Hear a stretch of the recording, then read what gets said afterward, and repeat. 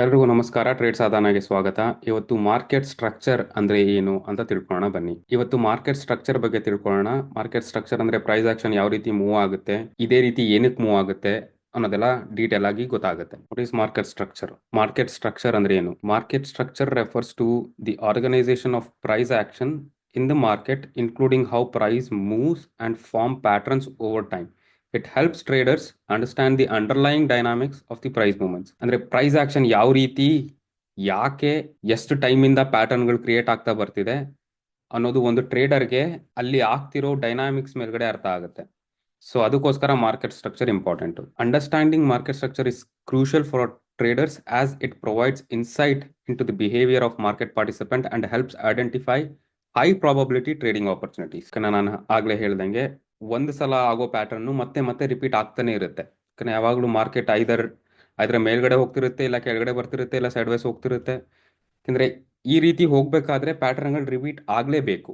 ಓಕೆನಾ? ಸೊ ಅದಕ್ಕೋಸ್ಕರ ಈ ಪ್ಯಾಟರ್ನ್ಸ್ನ ಅಥವಾ ಸ್ಟ್ರಕ್ಚರ್ಸ್ನ ಅರ್ಥ ಮಾಡ್ಕೊಂಡ್ರೆ ನಾವು ಹೈ ಪ್ರಾಬಬಿಲಿಟಿ ಟ್ರೇಡಿಂಗ್ ಆಪರ್ಚುನಿಟೀಸ್ನ ಐಡೆಂಟಿಫೈ ಮಾಡಿ ಅದ್ರ ಮೇಲ್ಗಡೆ ಕ್ಯಾಪಿಟಲೈಸ್ ಮಾಡ್ಬೋದು. ಸೊ ಇವಾಗ ಕಾಂಪೊನೆಂಟ್ಸ್ ಆಫ್ ಮಾರ್ಕೆಟ್ ಸ್ಟ್ರಕ್ಚರ್ನ ತಿಳ್ಕೊಳ್ಳೋಣ ಬನ್ನಿ. ಫಸ್ಟ್ ಬರೋದು trend.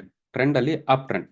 Up trend is characterized by higher highs and higher lows, indicating that the price moving upwards. Higher highs ಮತ್ತೆ higher lows ಇದು ಇಂಪಾರ್ಟೆಂಟು. ಸೊ ಫಾರ್ ಎಕ್ಸಾಂಪಲ್ ಇಲ್ಲಿ ನೋಡಿ, ಪ್ರೈಸ್ ಇದು ಅಪ್ ಟ್ರೆಂಡ್ ಅಲ್ಲಿ ಇದೆ.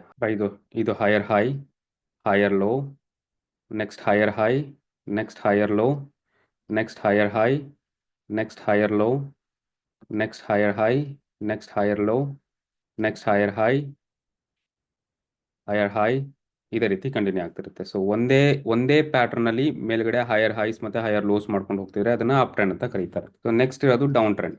Down trend is characterized by lower highs and lower lows, indicating that the price moving downwards. For example ಇಲ್ಲಿ ನೋಡಿ, price ಕೆಳಗಡೆ ಪುಷ್ ಮಾಡಿದೆ, ಲೋವರ್ ಲೋಸ್ ಮಾಡಿದೆ, ಮತ್ತೆ ಲೋವರ್ ಹೈಸ್. ಲೋವರ್ ಹೈಸ್ ಅಂದ್ರೆ ಈ ಪ್ರೀವಿಯಸ್ ಹೈಗಿಂತ ಈ ಹೈ ಲೋ ಇದೆ ಅಂತ. ಸೊ ನೆಕ್ಸ್ಟ್ ಇಲ್ಲಿ ಲೋವರ್ ಲೋಸ್ ಮಾಡಿಲ್ಲ, ಆದರೆ ಲೋವರ್ ಹೈಸ್ ಮಾಡಿದೆ. ಓಕೆನಾ? ಅದರ ನೆಕ್ಸ್ಟು ಲೋವರ್ ಲೋಸ್ ಮಾಡಿದೆ, ಮತ್ತೆ ಲೋವರ್ ಹೈ ಮಾಡಿದೆ, ಲೋವರ್ ಲೋಸ್ ಮಾಡಿಲ್ಲ, ಆದರೆ ಲೋವರ್ ಹೈ ಮಾಡಿದೆ, ನೆಕ್ಸ್ಟು ಲೋವರ್ ಲೋಸ್ ಮಾಡಿದೆ. ಓಕೆನಾ? ಇದು ನೀವು ನೋಡ್ದಂಗೆ ತುಂಬ ವಿಡಿಯೋಸಲ್ಲಿ ಇಷ್ಟು ಕ್ಲೀನಾಗಿ ಮಾರ್ಕೆಟಲ್ಲಿ ಮೂವ್ ಆಗಲ್ಲ. ಓಕೆನಾ? ಸೊ ಅದನ್ನ ಐಡೆಂಟಿಫೈ ಮಾಡಬೇಕು ಅಂದರೆ ನಿಮ್ಮ ಕ್ವಾಲಿಟಿ ಸ್ಕ್ರೀನ್ ಟೈಮ್ನ ಹಾಕಬೇಕು. ಎಷ್ಟು ಕ್ವಾಲಿಟಿ ಟೈಮ್ನ ನೀವು ಸ್ಕ್ರೀನ್ ಟೈಮ್ನ ಹಾಕ್ತಿರೋ ಅಷ್ಟು ಚೆನ್ನಾಗಿ ಅರ್ಥ ಆಗ್ತಾ ಹೋಗುತ್ತೆ. ಸೊ ನೆಕ್ಸ್ಟ್ ಬಂದು ಸಪೋರ್ಟ್ ಅಂಡ್ ರೆಸಿಸ್ಟೆನ್ಸ್ ಲೆವೆಲ್. ನಾನು ಆಗಲೇ ಪ್ರೀವಿಯಸ್ ವಿಡಿಯೋದಲ್ಲಿ ಎಕ್ಸ್ಪ್ಲೇನ್ ಮಾಡ್ದಂಗೆ ಸಪೋರ್ಟ್ ಯಾವ ರೀತಿ ಹಾಕೋದು, ರೆಸಿಸ್ಟೆನ್ಸ್ ಅಂದ್ರೆ ಏನು ಅಂತ. So support is a price level where demand is strong enough to prevent the price from falling further. Resistance is a price level where the selling pressure is strong enough to prevent the price from moving further. It simple ಆಗಿ explain ಮಾಡಬೇಕು ಅಂದ್ರೆ brief ಆಗಿ, so ಇದು support, ಇದು resistance, ಅಥವಾ ಇನ್ನೊಂದು terms ಅಲ್ಲಿ ಇದು ಡಿಮ್ಯಾಂಡು, ಇದು ಸಪ್ಲೈ ಅಂತ ಅನ್ಕೊಂಡ್ರೆ, ಪ್ರೈಸು ಒಂದ್ಸಲ ಈ ರೆಸಿಸ್ಟೆನ್ಸ್ಗೆ ಬಂದ್ರೆ ಇಲ್ಲಿ ಸೆಲ್ಲಿಂಗ್ ಪ್ರೆಷರ್ ತುಂಬಾ ಜಾಸ್ತಿ ಇರುತ್ತೆ. ಸೊ ಇದಕ್ಕೂ ಈ ಲೆವೆಲ್ಗಿಂತ ಮೇಲ್ಗಡೆ ಹೋಗೋಕ್ಕೆ ಬಿಡಲ್ಲ. ಸೊ ಅದೇ ರೀತಿ ಪ್ರೈಸ್ ಏನಾದರೂ ಡಿಮ್ಯಾಂಡ್ ಅಥವಾ ಸಪೋರ್ಟಿಗೆ ಬಂದರೆ ಇಲ್ಲಿ ಬೈಯಿಂಗ್ ಪ್ರೆಷರ್ ಜಾಸ್ತಿ ಇರೋದ್ರಿಂದ ಇದಕ್ಕಿಂತ ಈ ಲೆವೆಲ್ಗಿಂತ ಕೆಳಗಡೆ ಹೋಗೋಕ್ಕೆ ಬಿಡಲ್ಲ, ಇಲ್ಲಿಂದ ಮೇಲ್ಗಡೆನೆ ಹೋಗ್ತಿರುತ್ತೆ. ಸೊ ನೆಕ್ಸ್ಟ್ ಬಂದು ಕನ್ಸಾಲಿಡೇಷನ್ ಫೇಸು. ಯಾವ ರೀತಿ ನೀವು ಹೈಯರ್ ಹೈಸ್ ಮತ್ತೆ ಲೋವರ್ ಹೈಸ್ ಮತ್ತೆ ಲೋವರ್ ಲೋಸ್ ಅಂತ ಹೇಳಿದ್ನೋ, ಸೊ ಇದು ಅಪ್ ಟ್ರೆಂಡ್ನ ಐಡೆಂಟಿಫೈ ಮಾಡುತ್ತೆ, ಇದು ಡೌನ್ ಟ್ರೆಂಡ್ನ ಐಡೆಂಟಿಫೈ ಮಾಡುತ್ತೆ. ಅದೇ ರೀತಿ consolidation phase. Consolidation phase occurs when the price moves sideways within a range, indicating period of indecision in the market. ಓಕೆನಾ? ಒಂದೇ ರೇಂಜಲ್ಲಿ ಮೇಲೆ ಕೆಳಗಡೆ ಆಗ್ತಿದ್ರೆ ಅದನ್ನ ಕನ್ಸಾಲಿಡೇಷನ್ ಫೇಸ್ ಅಂತಾರೆ. ಓಕೆನಾ? ಈ ಎಕ್ಸಾಂಪಲ್ ಇಲ್ಲಿ ನೋಡ್ಬೋದು. ಓಕೆನಾ? ಸೊ ಇಲ್ಲಿ ಹೈಯರ್ ಹೈಸ್ ಮಾಡ್ತಾ ಇತ್ತು ಅಲ್ವಾ, ಹೈಯರ್ ಹೈಸ್ ಹೈಯರ್ ಲೋಸ್. ಆದರೆ ಒಂದು ಫೇಸ್ಗೆ ಬಂದ ತಕ್ಷಣ ಪ್ರೈಸು ಒಂದೇ ಪ್ರೈಸ್ ಲೆವೆಲಲ್ಲಿ ಓಡಾಡ್ತಾ ಇದೆ, ಮೇಲ್ಗಡೆನೂ ಹೋಗ್ತಿಲ್ಲ ಕೆಳಗಡೆನೂ ಬರ್ತಿಲ್ಲ. ಅಂದರೆ ಮಾರ್ಕೆಟಲ್ಲಿ ಏನಾಗ್ತಿದೆ ಅನ್ನೋದು ಗೊತ್ತಿಲ್ಲ. ಸೊ ಇದನ್ನ ಇಂಡಿಸಿಷನ್ ಇಂದ ಮಾರ್ಕೆಟ್ ಅಂತಾರೆ. ಬೈಯರ್ಸು ಇಲ್ಲಿ ಬಂದ ತಕ್ಷಣ ಸೆಲ್ ಮಾಡ್ತಿರ್ತಾರೆ, ಸೆಲ್ಲರ್ಸು ಇಲ್ಲಿ ಬಂದ ತಕ್ಷಣ ಮತ್ತೆ ವಾಪಸ್ ಬೈ ಮಾಡ್ತಿರ್ತಾರೆ. ಮತ್ತೆ ಒಂದ್ಸಲ ಏನಾದ್ರು ಬ್ರೇಕ್ಔಟ್ ಆಯಿತು ಅಂದರೆ ಟ್ರೆಂಡ್ ಆವಾಗ ಮತ್ತೆ ಕಂಟಿನ್ಯೂ ಆಗುತ್ತೆ. ಸೊ ಅದೇ ರೀತಿ ಡೌನ್ ಸೈಡಲ್ಲೂ ಅಷ್ಟೇ, ಲೋವರ್ ಲೋಸ್ ಮಾಡ್ತಿದೆ, ಲೋವರ್ ಹೈಸ್ ಮಾಡ್ತಿದೆ, ಲೋವರ್ ಲೋಸ್ ಮಾಡ್ತಿದೆ, ಲೋವರ್ ಹೈಸ್ ಮಾಡ್ತಿದೆ, ಲೋವರ್ ಲೋಸ್ ಲೋವರ್ ಹೈಸ್. ಆದರೆ ಒಂದು ಟೈಮ್ ಫ್ರೇಮಲ್ಲಿ ಇಲ್ಲಿ ಬಂದು ನೋಡಿ, ಪ್ರೈಸು ಒಂದೇ ಲೆವೆಲಲ್ಲಿ ಇದೆ. ಇಲ್ಲೇ ಕೂತ್ಕೋತಿದೆ, ಹೈ ಮಾಡ್ತಿದೆ, ಇಲ್ಲೇ ಲೋ ಮಾಡ್ತಿದೆ. ಸೊ ಇದನ್ನ ಕನ್ಸಾಲಿಡೇಷನ್ ಫೇಸ್ ಅಂತಾರೆ. ಅಂದ್ರೆ ಯಾವ ಸೈಡ್ ಹೋಗಬೇಕು ಅನ್ನೋದು ಡಿಸೈಡ್ ಆಗಿಲ್ಲ ಅಂತ. ಆದರೆ ಒಂದು ಸಲ ಏನಾದರೂ ಈ ಕನ್ಸಾಲಿಡೇಷನ್ ಫೇಸಿಂದ ಆಚೆ ಬಂದರೆ ಆವಾಗ ಮಾರ್ಕೆಟ್ ಒಂದು ಟ್ರೆಂಡ್ ಅಲ್ಲಿ ಹೋಗುತ್ತೆ ಅಂತ. Consolidation can precede a significant price move either breakout or break down. ಅದೇ ನಾನು ಹೇಳ್ದಂಗೆ ಒಂದ್ಸಲ ಪ್ರೈಸ್ ಬ್ರೇಕ್ ಔಟ್ ಆದ್ರೆ ಅಪ್ ಟ್ರೆಂಡ್ ಶುರು ಆಗುತ್ತೆ, ಒಂದ್ಸಲ ಬ್ರೇಕ್ ಡೌನ್ ಆದ್ರೆ ಡೌನ್ ಟ್ರೆಂಡ್ ಶುರು ಆಗುತ್ತೆ. Phases of market structure. Market structure ಅಲ್ಲಿ ಯಾವ ರೀತಿ ಫೇಸಸ್ಗಳಿದೆ ಅನ್ನೋದನ್ನ ತಿಳ್ಕೊಳ್ಳೋಣ ಬನ್ನಿ. ಸೊ ಫಸ್ಟ್ ಬಂದು accumulation face.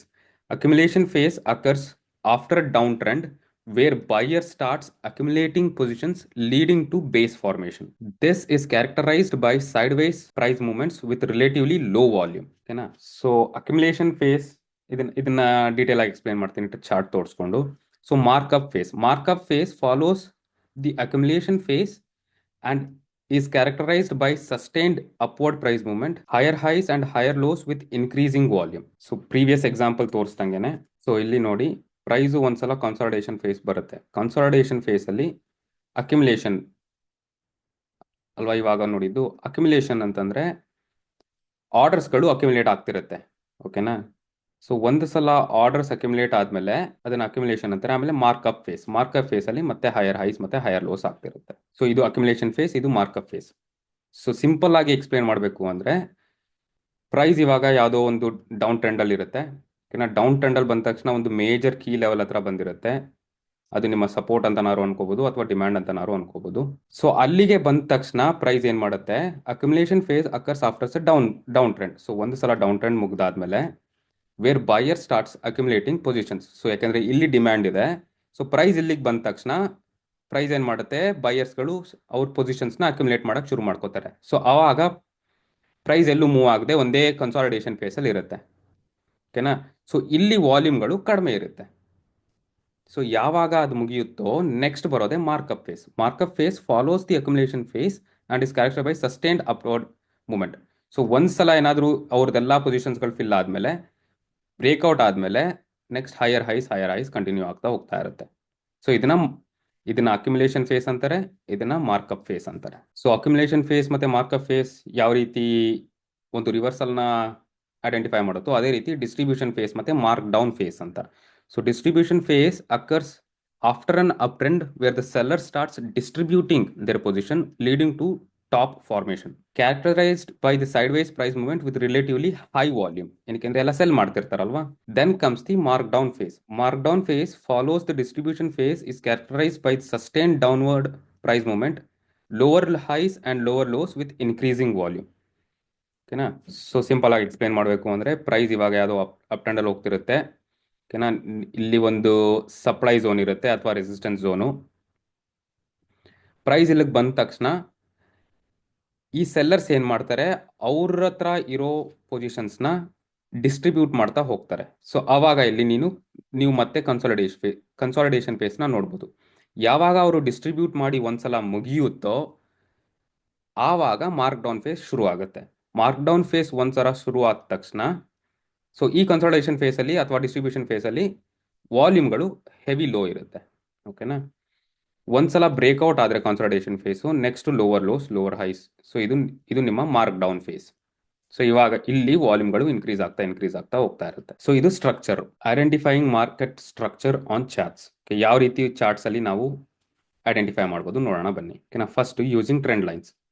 Draw trend lines to identify direction of the market. An upward sloping trend line indicates the uptrend, while the downward sloping trend line indicates the downtrend. For example, ಇಲ್ಲಿ ಯಾವ ರೀತಿ trend line ಬರೀಬಹುದು ಅಂತ ಹೇಳ್ತೀನಿ ನೋಡಿ. So price higher highs higher lows ಮಾಡ್ಕೊಂಡು ಹೋಗ್ತಾ ಇದೆ ಅಲ್ವಾ. ಸೊ ಈ ಪಾಯಿಂಟು ಇಲ್ಲಿಗೆ ನಾನು ಸ್ಟ್ರೇಟ್ ಲೈನ್ ಡ್ರಾ ಮಾಡಿದ್ರೆ ಅದು ಅಪ್ವರ್ಡ್ ಟ್ರೆಂಡ್ ಲೈನು. ಓಕೆನಾ? ಸೊ ಅದೇ ರೀತಿ ಈ ಲೋ ಮತ್ತೆ ಈ ಲೋ ಇಲ್ಲಿಗೆ ಇವು ಮೂರದಕ್ಕೆ ನಾನು ಟ್ರೆಂಡ್ ಲೈನ್ ಪಾಯಿಂಟ್ಸ್ನ ಜಾಯಿನ್ ಮಾಡಿ ಲೈನ್ ಡ್ರಾ ಮಾಡಿದ್ರೆ ಇದು ಡೌನ್ವರ್ಡ್ ಟ್ರೆಂಡ್ ಲೈನ್. ಓಕೆನಾ? ಇದು ಟ್ರೆಂಡ್ ಲೈನ್. ಓಕೆನಾ? ಇದು ಅಪ್ವರ್ಡ್ ಟ್ರೆಂಡ್ ಲೈನು, ಇದು ಡೌನ್ವರ್ಡ್ ಟ್ರೆಂಡ್ ಲೈನ್. ಸೊ ಮೂರಕ್ಕಿಂತ ಹೆಚ್ಚು ಪಾಯಿಂಟ್ಸು ನೀವು ಒಂದು ಟ್ರೆಂಡಲ್ಲಿ ಟಚ್ ಆಗೋ ರೀತಿ ಲೈನ್ನ ಡ್ರಾ ಮಾಡಿದ್ರೆ ಆ ಟ್ರೆಂಡ್ ಲೈನು ವ್ಯಾಲಿಡ್ ಇದೆ ಅಂತ. ಓಕೆನಾ? ಸೊ ಈವನ್ 2 ಪಾಯಿಂಟ್ಸ್ ನೀವು ಟಚ್ ಮಾಡಿದ್ರು ಆ ಟ್ರೆಂಡ್ ಲೈನ್ಗೆ ವ್ಯಾಲಿಡ್ ಇದೆ.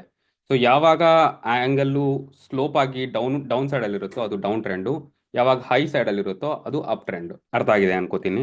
ಸೊ ಸೊ ನೆಕ್ಸ್ಟ್ ಬಂದು identifying support and resistance levels. So ನಾನು ಪ್ರೀವಿಯಸ್ ವಿಡಿಯೋಸಲ್ಲಿ ಎಕ್ಸ್ಪ್ಲೇನ್ ಮಾಡ್ದಂಗೆ ಸಪೋರ್ಟ್ ಮತ್ತು ರೆಸಿಸ್ಟೆನ್ಸ್ ಲೆವೆಲ್ಲು ಯಾವ ರೀತಿ ಐಡೆಂಟಿಫೈ ಮಾಡೋದು ಗೊತ್ತಾಗಲ್ಲ ಅಂತಂದರೆ ಇಲ್ಲಿ ಲಿಂಕ್ ಹಾಕಿರ್ತೀನಿ, ಹೋಗಿ ಚೆಕ್ಔಟ್ ಮಾಡಿ. So mark key support and resistance level on chart to identify potential reversal points and areas of interest. So ಇದನ್ನೆಲ್ಲ ಇನ್ ಡೀಟೇಲ್ ಎಕ್ಸ್ಪ್ಲೇನ್ ಮಾಡಿದ್ದೀನಿ ನಾನು, ಹೋಗಿ ಚೆಕ್ಔಟ್ ಮಾಡಿ. So next volume analysis. So ಇದು ನಾನು ಅಪ್ಕಮಿಂಗ್ ವೀಡಿಯೋಸಲ್ಲಿ ಇದ್ರ ಮೇಲ್ಗಡೆ ಇನ್ನೂ ಡೀಟೇಲ್ ಆಗಿ ವಿಡಿಯೋ ಮಾಡ್ತೀನಿ. Analyze volume to confirm strength of price movements. Increasing volume during trend indicates strong momentum, while decreasing volume during a trend can signal a potential reversal. So ಇದನ್ನೆಲ್ಲ ನಾನು ಹೇಳ್ದಂಗೆ ಅದೇ ಅಕ್ಯುಮುಲೇಷನ್ ಫೇಸಲ್ಲಿ ವಾಲ್ಯೂಮ್ ಲೋ ಇರುತ್ತೆ. Accumulation ಫೇಸಿಂದ mark up ಫೇಸಿಗೆ ಬಂದರೆ ಅಲ್ಲಿ volume increase ಆಗ್ತಾ ಹೋಗುತ್ತೆ. Volume increase ಆಗ್ತಾ ಹೋಗ್ತಿದ್ರೆ ಏನರ್ಥ, ಸ್ಟ್ರಾಂಗ್ ಮೊಮೆಂಟಮ್ ತೋರಿಸ್ತಿದೆ ಅಂತ. ಅದೇ ವಾಲ್ಯೂಮ್ ಏನಾದ್ರು ಡಿಕ್ರೀಸ್ ಆಗ್ತಿದೆ ಅಂತಂದ್ರೆ ಐದರ್ ಅದು ಅಕ್ಯುಮುಲೇಷನ್ ಫೇಸಲ್ಲಿ ಇರುತ್ತೆ ಅಥವಾ ಡಿಸ್ಟ್ರಿಬ್ಯೂಷನ್ ಫೇಸಲ್ಲಿ ಇರುತ್ತೆ ಅಂತ ಅರ್ಥ. ಸೊ ಇದನ್ನೆಲ್ಲ ಐಡೆಂಟಿಫೈ ಮಾಡಿಕೊಂಡು ನಾವು ಮಾರ್ಕೆಟ್ ಸ್ಟ್ರಕ್ಚರ್ ಯಾವ ರೀತಿ ನಡೀತಿದೆ ಅನ್ನೋದನ್ನ ತಿಳ್ಕೊಬೋದು. ನೆಕ್ಸ್ಟ್ ಬಂದು ಪ್ರೈಸ್ ಪ್ಯಾಟರ್ನ್ಸ್. ಸೊ ಇದು ನಾನು ನೆಕ್ಸ್ಟ್ ವಿಡಿಯೋದಲ್ಲಿ ಎಕ್ಸ್ಪ್ಲೇನ್ ಮಾಡ್ತೀನಿ. Look for price patterns such as head and shoulder, double tops, double bottoms and triangles to identify potential market structure phase. ಓಕೆನಾ, ಈ ಸ್ಟ್ರಕ್ಚರ್ಗಳನ್ನೆಲ್ಲ, ಈ ಪ್ಯಾಟರ್ನ್ಸ್ನೆಲ್ಲ ನಾನು ನೆಕ್ಸ್ಟ್ ವಿಡಿಯೋದಲ್ಲಿ ಎಕ್ಸ್ಪ್ಲೇನ್ ಮಾಡ್ತೀನಿ. Common mistakes to avoid while identifying the market structure. Misidentifying the market phases. So ಯಾಕಂದರೆ ಇದು ನನಗೂ ಆಗ್ತಿತ್ತು ಸ್ಟಾರ್ಟಿಂಗಲ್ಲಿ. ಅಕ್ಯುಮುಲೇಷನ್ ಫೇಸ್ನ ನಾನು ಡಿಸ್ಟ್ರಿಬ್ಯೂಷನ್ ಫೇಸ್ ಅಂತ ಅನ್ಕೋಬಿಡೋದು, ಅಥವಾ ಡಿಸ್ಟ್ರಿಬ್ಯೂಷನ್ ಫೇಸ್ನ ನಾನು ಅಕ್ಯುಮುಲೇಷನ್ ಫೇಸ್ ಅನ್ಕೋಬಿಡೋದು. ಸೊ ಇವೆರಡನ್ನೂ ತುಂಬ ಮಿಸ್ಅಂಡರ್ಸ್ಟ್ಯಾಂಡಿಂಗ್ ಮಾಡ್ಕೊಳ್ಳೋ ಹೈ ಚಾನ್ಸಸ್ಗಳಿದೆ. ಸೊ ಅದನ್ನು ನಾವು ಮಾಡ್ಕೋಬಾರ್ದು. Avoid mistakes of misidentifying market phases. Take your time to analyze the market structure and confirm phase before making trading decision. ಓಕೆನಾ. ಸೊ ನಾನು ಆಗಲೇ ಹೇಳ್ದಂಗೆ ಕ್ವಾಲಿಟಿ ಸ್ಕ್ರೀನ್ ಟೈಮ್ ಹಾಕಬೇಕು. ಕ್ವಾಲಿಟಿ ಸ್ಕ್ರೀನ್ ಟೈಮ್ ಆಗ್ತಾಗಲೇ ಮಾರ್ಕೆಟ್ ಯಾವ ರೀತಿ ಹೈಯರ್ ಹೈಸ್ ಮಾಡ್ತಿದೆಯೋ, ಲೋವರ್ ಲೋಸ್ ಮಾಡ್ತಿದೆಯೋ ಅನ್ನೋದೆಲ್ಲ ಗೊತ್ತಾಗುತ್ತೆ. Next ignoring volume. ಕೆಲವೊಂದ್ಸಲ ಓಕೆ ಪ್ರೈಸು ಅಪ್ ಟ್ರೆಂಡಲ್ಲಿದೆ, ಮೇಲ್ಗಡೆ ಹೋಗ್ತಾನೆ ಇರುತ್ತೆ ಅನ್ನೋದು ತಲೆಗೆ ಬಂದ್ಬಿಟ್ಟಾಗ ನಾವು ವಾಲ್ಯೂಮ್ನ ಇಗ್ನೋರ್ ಮಾಡ್ಬಿಡ್ತೀವಿ. ಯಾಕಂದರೆ ನಾನು ಯೂಶಲಿ ವಾಲ್ಯೂಮ್ನ ತುಂಬ ಇಗ್ನೋರ್ ಮಾಡ್ತಿದ್ದೆ. ಆಮೇಲೆ ಹೋಗ್ತಾನೆ ವಾಲ್ಯೂಮ್ ಯಾವ ರೀತಿ ಹೆಲ್ಪ್ ಮಾಡುತ್ತೆ ಪ್ರೈಸ್ ಮೂಮೆಂಟ್ಸ್ಗೆ ಅನ್ನೋದು ಗೊತ್ತಾಯಿತು. ಸೊ ವಾಲ್ಯೂಮ್ನ ನೀವು ಯಾವಾಗಲೂ ನಿಮ್ಮ ಬ್ಯಾಕ್ ಎಂಡಲ್ಲಿ ಬ್ಯಾಕ್ ಎಂಡಲ್ಲಿ ಅನ್ನೋದಕ್ಕಿಂತ ಫ್ರಂಟ್ ಎಂಡಲ್ಲಿ ಇಟ್ಕೋಬೇಕು. Volume is crucial factor in confirming market structure. Always consider volume when analysing price moments. Overtrading, obviously avoid overtrading by being selective with your trades. Focus on high probability setups that aligns the market structure. ಇದು ತುಂಬಾ important. Over trade ಮಾಡಬೇಡಿ. I mean ನನಗೆ rules ಇದೆ. ನಾನು 3 trades maximum ತಗೊಳ್ಳೋದು day trade. ಯಾಕಂದ್ರೆ ನಾನು day trade ಮಾಡೋದು 3 ಟ್ರೇಡ್ಸ್. ಈ 3 ಟ್ರೇಡ್ಸಲ್ಲಿ ಟೂ ಲೂಸಿಂಗ್ ಟ್ರೇಡ್ಸ್ ಏನಾದ್ರು ಆದರೆ ನಾನು ಅವತ್ತಿಗೆ ಸ್ಟಾಪ್ ಮಾಡ್ತೀನಿ. ಇದರಲ್ಲಿ ಏನಾದ್ರು ಟೂ ವಿನ್ನಿಂಗ್ ಟ್ರೇಡ್ಸ್ ಆದರೂ ನಾನು ಅಲ್ಲೇ ಸ್ಟಾಪ್ ಮಾಡ್ತೀನಿ. ಓಕೆನಾ. ಸೊ ಪ್ಲಸ್ ನನ್ನ ಡೇ ಟು ಡೇ ಲೈಫ್ ಯಾವ ರೀತಿ ಇರುತ್ತೆ ಅದೆಲ್ಲ ಇಂಪ್ಯಾಕ್ಟ್ ಆಗುತ್ತೆ. ಸೊ ನಾನು ಅದಕ್ಕೇ ಓವರ್ ಟ್ರೇಡ್ ಮಾಡೋಕ್ಕೆ ಹೋಗಲ್ಲ. ಅಕಸ್ಮಾತ್ ಏನಾದ್ರು ಎಂಟ್ರಿ ಪಾಯಿಂಟ್ ಮಿಸ್ ಆಯಿತು ಅಂದರೆ ಪಾಯಿಂಟ್ನ ಚೇಸ್ ಮಾಡೋಕ್ಕೆ ಹೋಗಲ್ಲ. ಸೊ ಇದನ್ನೆಲ್ಲ ನಾನು ಎಮೋಷನಲ್ ಅಥವಾ ಟ್ರೇಡಿಂಗ್ ಸೈಕಾಲಜಿನಲ್ಲಿ ಎಕ್ಸ್ಪ್ಲೇನ್ ಮಾಡ್ತೀನಿ. ಸೊ ಯಾವಾಗಲೂ focus on high probability setups that align the market structure. So ಇವಾಗ ನೀವು ಹೈಯರ್ ಟೈಮ್ ಫ್ರೇಮಲ್ಲಿ ನೋಡ್ತೀರಾ ಮಾರ್ಕೆಟ್ ಹೈಯರ್ ಹೈಸ್ ಹೈಯರ್ ಲೋಸ್ ಮಾಡ್ತಿರುತ್ತೆ. ಅದೇ ನೀವು 4 ಅವರ್ ಅಥವಾ 1 ಅವರ್ಗೆ ಬರ್ತೀರಾ, ಆವಾಗ ಅಲ್ಲಿ ಮಾರ್ಕೆಟು ಮೇ ಬಿ ಲೋವರ್ ಲೋಸ್ ಮಾಡ್ಕೊಂಡು ಬರ್ತಿರ್ಬೋದು. ಸೊ ಯಾವ್ದ್ರ ಮೇಲ್ಗಡೆ ಡಿಪೆಂಡ್ ಆಗೋದು, ಯಾವಾಗಲೂ ಹೈಯರ್ ಟೈಮ್ ಫ್ರೇಮ್ ಮೇಲ್ಗಡೆ ಡಿಪೆಂಡ್ ಆಗಬೇಕು. ಯಾಕೆಂದರೆ ಹೈಯರ್ ಟೈಮ್ ಫ್ರೇಮಲ್ಲಿ ಯಾವ ರೀತಿ ಇರುತ್ತೋ ಪ್ರೈಸ್ ಅದೇ ರೀತಿ ಮೂವ್ ಆಗ್ತಿರುತ್ತೆ. ಸೊ ಇದನ್ನೆಲ್ಲ ಒಂದು ಸೆಷನ್ ಇಟ್ಕೋತೀನಿ, ಯಾವ ರೀತಿ ಓದಬೇಕು ಅಥವಾ ಯಾವ ರೀತಿ ಡಿಸೈಡ್ ಮಾಡಬೇಕು ಅಂತ. ನಿಮ್ಗೇನಾದರೂ ಕ್ವಶನ್ಸ್ ಇದ್ದರೆ ಕಮೆಂಟ್ ಮಾಡಿ. ನಾವು ಬೇಕಾದ್ರೆ ಒಂದು ಲೈವ್ ಸೆಷನ್ ಇಟ್ಕೊಂಡು ಅದರಲ್ಲಿ ನೀವು ಕೇಳೋ ಕ್ವಶನ್ಸ್ಗೆಲ್ಲ ನಾನು ಉತ್ತರ ಕೊಡ್ತೀನಿ. ಬೇರೆ ಏನಾದರೂ ಕ್ವಶನ್ಸ್ ಇದ್ದರೆ ಕಮೆಂಟ್ ಮಾಡಿ. ಆ್ಯಸ್ ಆಲ್ವೇಸ್ ಅದಕ್ಕೆ ನಾನು ರೆಸ್ಪಾಂಡ್ ಮಾಡ್ತೀನಿ. ಪ್ಲಸ್ ನಿಮ್ಗೆ ಯಾವ್ದಾದ್ರು ಇಂಟ್ರೆಸ್ಟಿಂಗ್ ಆಗಿರೋ ಟಾಪಿಕ್ಕು ಅಥವಾ ಕಷ್ಟ ಆಗ್ತಿರೋ ಟಾಪಿಕ್ಕು, ಯಾಕಂದರೆ ಯೂಟ್ಯೂಬಲ್ಲಿ ನಿಮ್ಮ ತಲೆಯಲ್ಲಿರೋ ಕ್ವಶನ್ಸ್ಗೆಲ್ಲ ಉತ್ತರ ಸಿಗಲ್ಲ. ಆ ರೀತಿ ಕ್ವಶನ್ಸ್ಗಳೇನಾದ್ರು ಇದ್ದರೆ ಕಮೆಂಟ್ ಮಾಡಿ, ಖಂಡಿತವಾಗ್ಲೂ ನಾನು ಅದಕ್ಕೆ ಉತ್ತರ ಕೊಡ್ತೀನಿ. ಈ ವಿಡಿಯೋ ನೋಡಿದ್ದಕ್ಕೆ ತುಂಬ ಥ್ಯಾಂಕ್ಸ್. ನಿಮ್ಮನ್ನೆಲ್ಲ ನಾನು ನೆಕ್ಸ್ಟ್ ವಿಡಿಯೋದಲ್ಲಿ ನೋಡ್ತೀನಿ.